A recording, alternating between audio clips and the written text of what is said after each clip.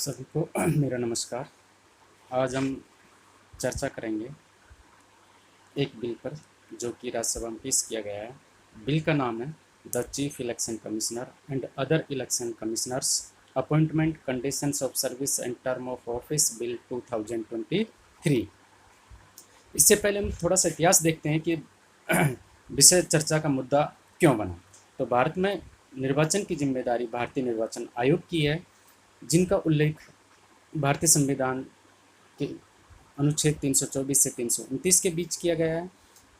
इन अनुच्छेदों में कहा गया है कि निर्वाचन मुख्य निर्वाचन आयुक्त और अन्य निर्वाचन आयुक्तों की नियुक्ति राष्ट्रपति के द्वारा की जाएगी। इसके लिए संसद समय समय पर कानून बना सकती है, लेकिन 1947 या हम कह सकते हैं कि जब से संविधान लागू हुआ 1950 से लेकर 2015 तक भारतीय संसद के द्वारा कोई भी कानून नहीं बनाया गया। 2015 में सुप्रीम कोर्ट में एक जनहित याचिका आती है और जिसमें ये मांग की जाती है कि भारतीय संसद को निर्देशित किया जाए कि मुख्य निर्वाचन आयुक्त और अन्य निर्वाचन आयुक्तों की नियुक्ति के संदर्भ में कानून बनाया जाए। मार्च 2023 में सुप्रीम कोर्ट की संवैधानिक बेंच का एक फैसला आता है और उसमें निर्णय दिया जाता है कि मुख्य निर्वाचन आयुक्त और अन्य निर्वाचन आयुक्तों की जो चयन समिति होगी वो 3 सदस्यीय होगी। उसमें भारत के मुख्य न्यायाधीश, भारतीय प्रधानमंत्री और संसद में लोकसभा के विपक्ष के नेता। ये मुद्दा वहाँ से चलकर संसद के पास आता है। संसद में विचार मंथन के बाद एक बिल तैयार होता है और उसमें डिसीजन होता है कि मुख्य निर्वाचन आयुक्त और अन्य निर्वाचन आयुक्तों की नियुक्ति का जो पैनल होगा या नियुक्ति समिति होगी वो 3 सदस्य होगी। उसमें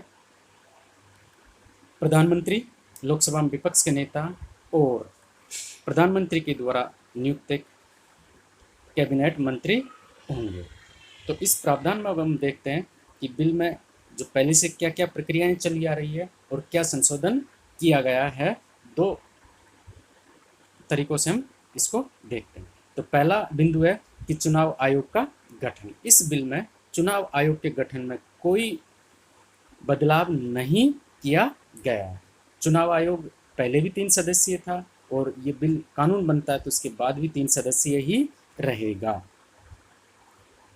तो इसमें बताया गया है कि चुनाव आयोग में एक मुख्य चुनाव आयुक्त होंगे और 2 अन्य चुनाव आयुक्त हो सकते हैं। अन्य चुनाव आयुक्तों की संख्या राष्ट्रपति समय समय पर निश्चित की जा सकती है। वर्तमान में 2 है, यदि राष्ट्रपति चाहता है तो उनको बदलाव भी कर सकता है। मुख्य चुनाव आयुक्त और अन्य चुनाव आयुक्तों की नियुक्ति समय समय पर राष्ट्रपति के द्वारा की जाएगी। यदि अन्य चुनाव आयुक्तों की नियुक्ति की जाती है तो मुख्य चुनाव आयुक्त अध्यक्ष या चेयरमैन के रूप में कार्य करेगा। राष्ट्रपति चुनाव आयोग को की सलाह से क्षेत्रीय चुनाव आयुक्तों की नियुक्ति भी कर सकता है और चुनाव आयुक्त और अन्य क्षेत्रीय चुनाव आयुक्तों की सेवा शर्तें या सेवा की अवधि राष्ट्रपति के द्वारा निश्चित की जाएगी। तो हम थोड़ा सा इतिहास इसका ये देखते हैं कि भारतीय जो चुनाव आयोग है वो कब एक सदस्यीय था और कब बहुसदस्यीय रहा है। तो 1950 में जब से इसकी स्थापना हुई है 15 अक्टूबर 1989 तक ये एकल सदस्यीय था, अर्थात केवल एक ही सदस्य था जिसको हम चुनाव आयुक्त कह सकते हैं।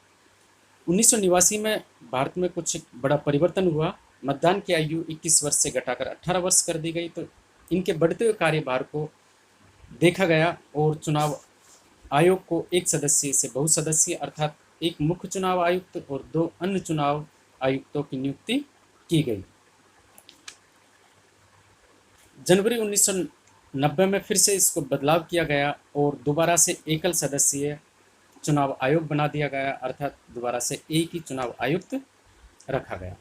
अक्टूबर 1993 में फिर इसमें बदलाव किया गया और अब एक मुख्य चुनाव आयुक्त और 2 अन्य चुनाव आयुक्तों की नियुक्ति की गई और तब से लेकर अब तक 3 सदस्यीय चुनाव आयोग बना हुआ है।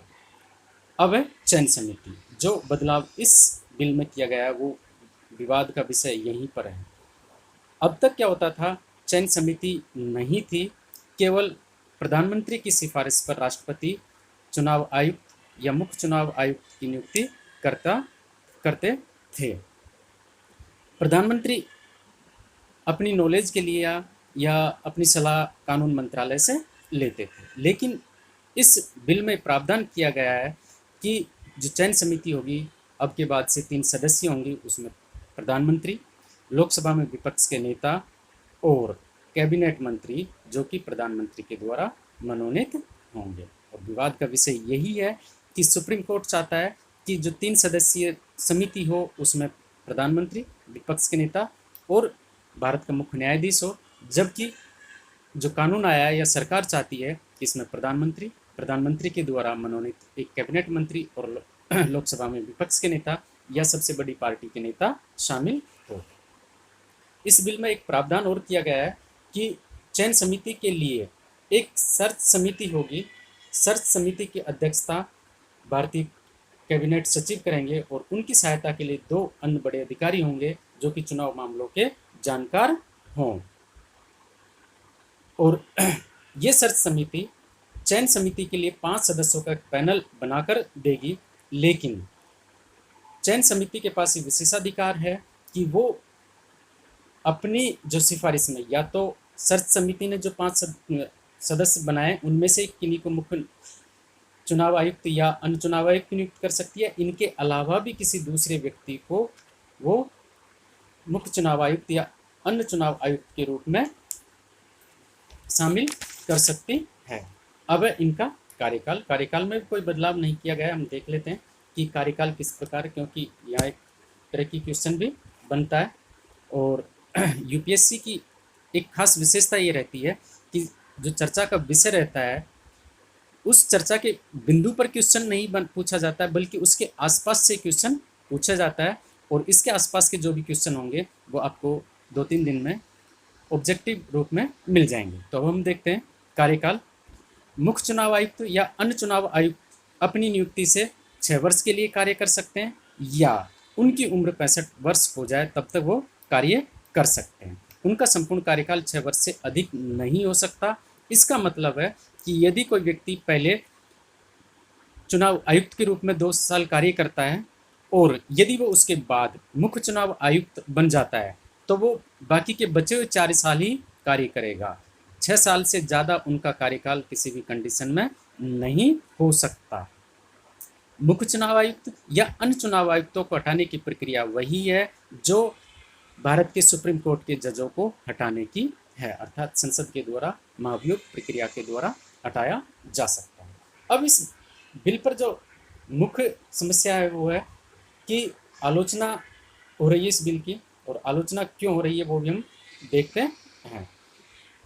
भारत का चुनाव आयोग एक स्वतंत्र और निष्पक्ष संस्था है, क्योंकि लोकतंत्र में चुनाव करवाना एक बहुत बड़ा काम होता है और चुनाव स्वतंत्र निष्पक्ष चुनाव आयोग के द्वारा ही करवाया जा सकता है। तो सुप्रीम कोर्ट का मानना है कि सरकार के तीनों अंगों से एक एक व्यक्ति शामिल होने चाहिए। न्यायपालिका से मुख्य न्यायाधीश, कार्यपालिका से प्रधानमंत्री और विधायिका से संसद में लोकसभा में विपक्ष के नेता। जबकि सरकार का मानना है कि हर कार्य में न्यायपालिका से सलाह या उसकी मंजूरी लेना संभव नहीं है।